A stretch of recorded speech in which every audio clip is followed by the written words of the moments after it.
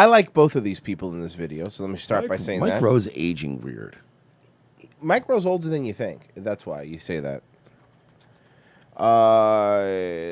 Let's see. How old do you think Mike Rowe is? 61. 60. You nailed it. Wow. God damn. Wow. Right on the nose almost. He knows his old men. That's for sure. That's what they said. Merch knows old men.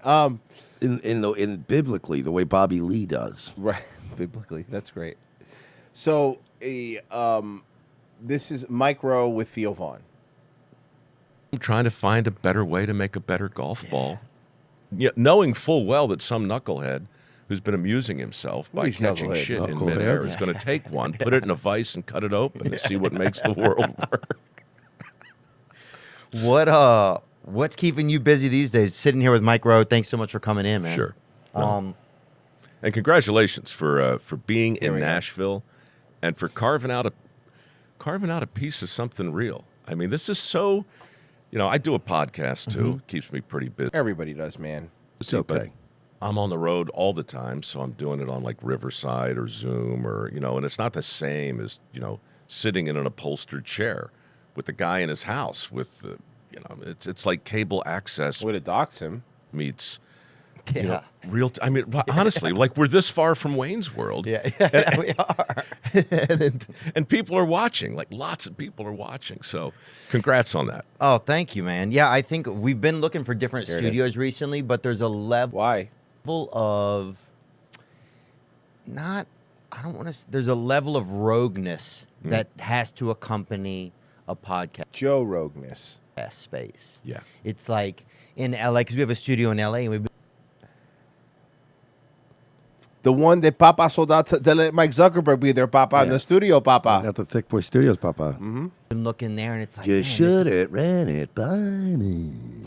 I hate when you do that. There's a Chase Bank in the lobby. That's not it. That ain't it. We need like a missing person poster within 60 feet. It doesn't need to be on the building, but you know what I'm saying? There needs to, because there's a level still of grunge to it, you know? Right. That I think always needs to be there. If I walk into a corporate place, There's no grunge in podcasting anymore, man. I hate to break it to you. Yeah, no, everyone's doing it. There's no barrier of entry anymore. It's not punk rock anymore.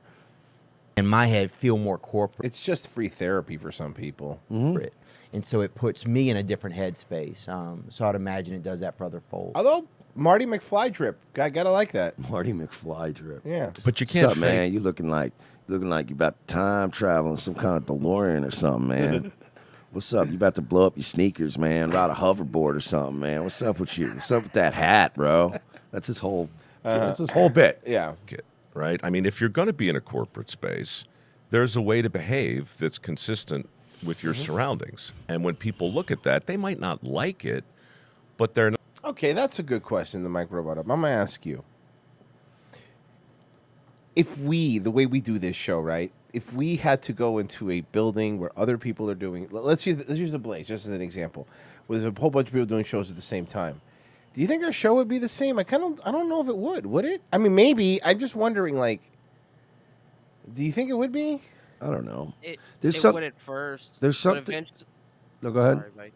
No, eventually you would just fucking going back and forth with people and then fucking getting dirty looks and shit. You would eventually just modify your behavior.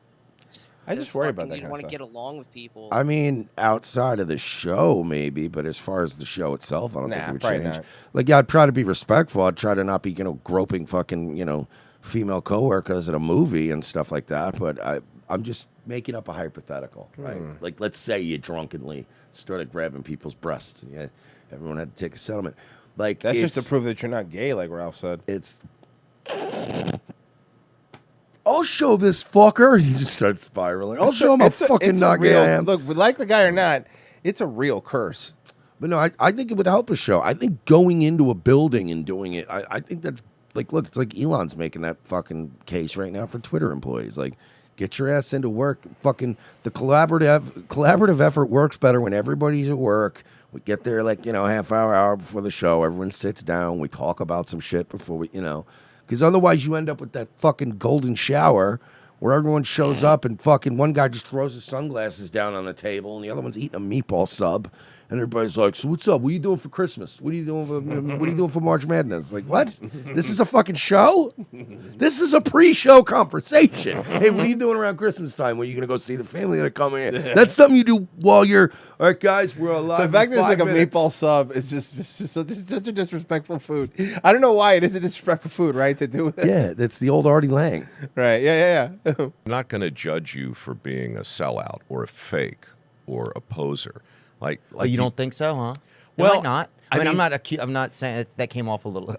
What they might. Yeah. Oh, you don't think so, huh? Came off a little bit outsiders. Well, I mean, it's like when I see somebody working hard to be grungy, I don't see it as much different than somebody who's working hard to be corporate. If you're working hard to create an appearance, then you become part of the production. I like Mike Rowe. I know, that's a good point. He's That's a always had really some good point, He's always man. had some basically. I good like takes. Theo too, but it is true, and you kind of wonder what I'm. And there's a little bit more we're gonna play here, but here's what I'm reading because he specifically talked about the L.A. studio, the one that used to film all the stuff, and he left there. He moved back to Nashville. That's where he's doing his show now. So the thing with that was, I guess he's tired of flying back and forth to the show. I get that, but like. I'm wondering if the reason that Theo left was because it was getting to, like, oh, this is a job now. I have to go into this fucking business where, like, we talked about it, like The King and the Sting and the Golden Shower, and like 3 other shows are there, like, you know, like Something to talk about. Something talking about. That should be the name of his show, by the way. Something talking about. And all these shows are like in this warehouse, like this podcasting warehouse. Like you brought up yesterday, like a cam girl site, like it's a cam girl thing, right? It kind of does, for some people, make it feel like, oh, this kind of sucks, right? Like, what set am I on, you know? And if you're part of the production, then you're part of the enemy to authenticity. Also, I kind of like doing my show in my underwear. That's another reason. That's kind of dope. That's fucking so comfortable. And what I take from what you're saying is that the thing that's for sale in the podcast space, that is also for sale, you know, in any good. I think you mean pod space. I was listening to this big gay lion who called it that. Yeah, Comedians. Hey, Mike, why don't you come on the pod, bro? Act in any TV show that feels real and any song. I want to get that Mike feels Rowe real. on and have him have all these really like humble and based takes and have like a good conversation. Just wait for him to get like really in a good train of thought and go, shut the fuck up. Like just to see him go, wait, what? He's such a nice guy, too. Yeah. Honestly, fucking smug asshole. I And think he's like, wait a minute, I haven't been being smug at all. I think we could probably get Mike Rowe on. I think we could probably do that. Start using incorrect words to insult him. You know, you're being really smarmy right now, and it's like, I haven't been smarmy. You know what at all. I'm going to call him? Mike Sanctimonious. Mike the Sanctimonious. Mike the Sanctimonious. I would actually like to have him on. I think he'd be a fucking great interview. Is authenticity. Yeah. I'll reach Right? out. And so there's this weird trap if you work really hard. Look, we can't say her name on the show. It starts with a K, okay? You can't call her that, okay? You can't call it a weird trap. Hard to create it, well, then you're manufacturing it, and that makes you fake. But if somehow or another, All that's going through fucking Theo's head is like every show in L.A. Because what Mike Rowe did, inadvertently, I don't think he was doing this to specifically go after anybody, but he just described the exact essence of what we talk about with the L.A. podcasting game. It doesn't seem sincere. It seems manufactured. That's exactly right. It's an assembly line. Yeah, we've been Yeah. saying that for fucking years now about these assholes. And I think he's right. I think that's a really good point. It's a manufactured thing that's And then the happening. set just all comes in on wire like the fucking Eric Andre show. Exactly. All the things just drop behind you on a fucking thing, and then your desk slides up. It's a fucking Lupe Fiasco video. you can function in your space, ask the questions you want to ask, give the answers you want to give in a time frame that you want to create. You know, then I think people will at least give you a listen.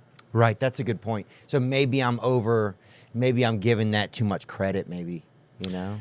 Maybe. Like, I know on Dirty Jobs that, I mean, Great show, by the way. Dirty Jobs was one of those get high fucking watch. I used to was a love cool- Dirty that was a Jobs. cool show. Yeah. I think the reason the show lasted as long as it lasted was because we never did a second take. It was I just said, look, if I'm going to do a reality show, You mean like fucking five take live read Brendan Schaub? He pre-records his fucking live reads. That's why he sometimes wear different shirts and stuff. Mm-hmm. This is back. That's right. I'm before Mike reality. Rowe, and join me on Dirty Jobs next week. Turn page over for details. Hear me out. Dirty Jobs. We'll host the show, but we do other people's podcasts to see what it's like. I like it. You know, we go to Ethan Klein's podcast, hang out over there for a little bit. Or how about this? Hear me out on this. We do the inverse. We do clean jobs. Oh, we go and just go take like executive banking jobs for a week. no, that's bullshit. Because you're gonna get executive banker, they're gonna make me a janitor.